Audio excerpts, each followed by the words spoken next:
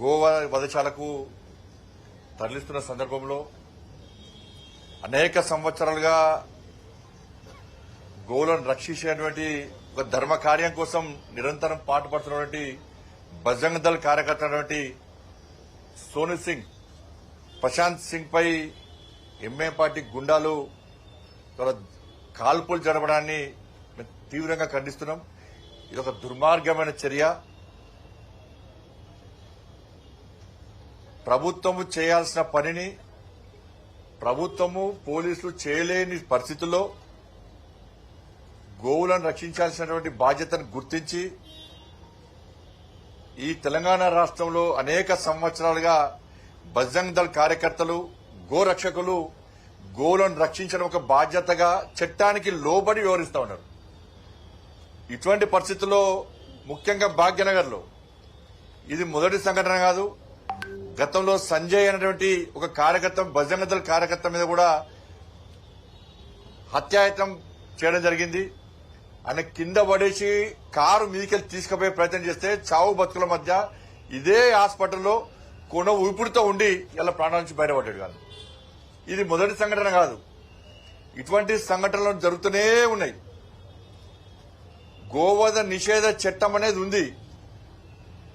అది దాన్ని పాలకులు గుర్తించాలి.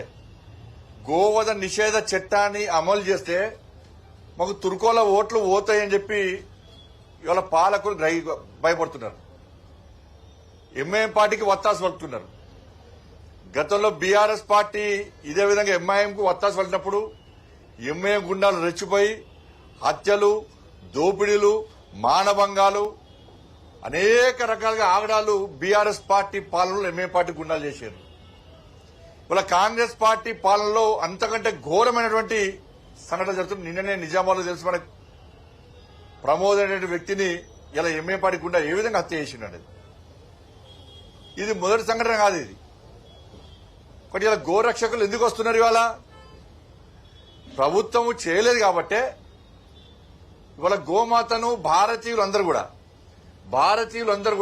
ఒక తల్లిగా, ఒక దైవంగా భావించేటువంటి సంస్కృతి భారతీయ సంస్కృతి. ప్రతి భారతీయుడి, భారతదేశంలో పుట్టిన ప్రతి ఒక్క భారతీయుడు అనుకునే వాళ్ళు గోమాతను తల్లిగా భావించాలి, దైవంగా భావించాలి. ఇస్లాంలో గోమాతను వధించమని ఎక్కడైనా ఉన్నదా? నిజంగా మీరు భారతీయులైతే గోమాతను తల్లిగా భావించండి. లేకుంటే మీ తల్లిని కూడా మీరు నరుక్కుంటారంటే దానికి ఏం చేయలేము మేము. అటువంటి నీచపు ఆలోచన ఇస్లాంలో ఉందా చెప్పండి. బీఫ్ తింటే మజా ఉంటుందని చెప్పి ప్రసంగాలు చేసేటువంటి ఫాల్తుగా ఉన్నప్పుడు సప్తం గిట్టే ఉంటుంది. ఇలా మళ్ళీ చెప్తున్నా నేను, ఇస్లాంలో గోవును వధించమని లేదు, గోవును తల్లిగా భావించమని చెప్పి భారతీయ సనాతన ధర్మం చెప్తున్నది. మీరు ఇదే గోమాతను ఈ విధంగా వధిస్తే మీ తల్లిని మీరు నరుక్కున్నట్టే. అట్లా నరుక్కోవడానికి సిద్ధమైతే మీ ఇష్టం, అది మీ కర్మ, మీ విజ్ఞత వదిలేస్తున్నాం. అది వాళ్ళ ఎన్ని రోజుల సహనం, ఓ సహనానికి అద్దు ఉంటుంది. కానీ దాన్ని ప్రభుత్వం ప్రికితనంగా భావిస్తే గిట్టే ఉంటుంది.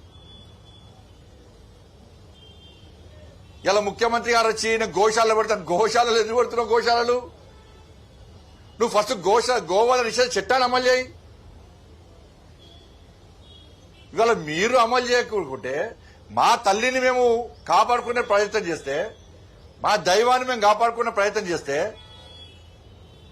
మా ధర్మాన్ని మేము రక్షించుకునే ప్రయత్నం చేస్తే, ఎవరైతే అవమానపరుస్తుండో, ఎవరైతే వధిస్తుండో వాడు మంచోడైపోయాడు. ఎవరైతే చట్టాన్ని కాపాడాలని చెప్పి చట్టానికి అనుగుణంగా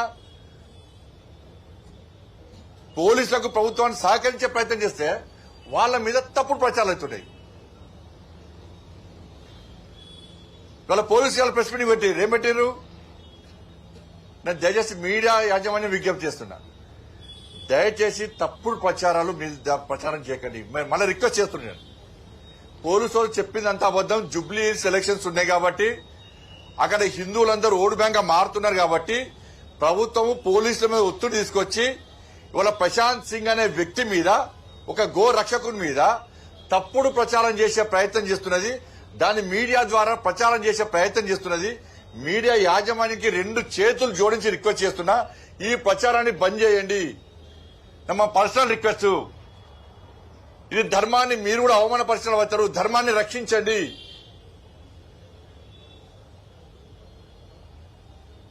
ఇలా సోను సింగ్ అనే వ్యక్తి 5 లక్షల కోసం ఆలోచించబడితే ఇలా పోలీసు వాళ్ళే అంటున్నారు. ఏమంటున్నారు? సోను సింగ్ వల్ల ₹1 కోటి నష్టం జరిగిందట ఆ ఫాల్తిగానికి. అంటే ₹1 కోటి వరకు దందా చేస్తుంటే పోలీసులు ఏం చేస్తారు? ఇవాళ ₹1 కోటి దందా నష్టం చేస్తారు. పక్క నష్టం ఏంది? ఈ పంత మరదంతరాలు. వ్యాపారానికి నష్టం వచ్చిందని పోలీసులు భావిస్తున్నారు. కానీ మనిషిని చంపి బుల్లెట్ ఎక్కడి నుంచి వచ్చింది? రివాల్వర్ ఎక్కడి నుంచి వచ్చింది? రివాల్వర్లు పెట్టి ₹1 కోటి దందా చేస్తున్నప్పుడు కూడా పోలీసుల చెక్ పోస్టులు ఏమైనాయి? పోలీసులు ఎందుకు పట్టించుకుంటలేరు? రివాల్వర్లు ఎక్కడి నుంచి వచ్చినాయి? నువ్వు రివాల్వర్ గురించి మాట్లాడు, కాల్పులు జరిపిన దాని గురించి మాట్లాడు.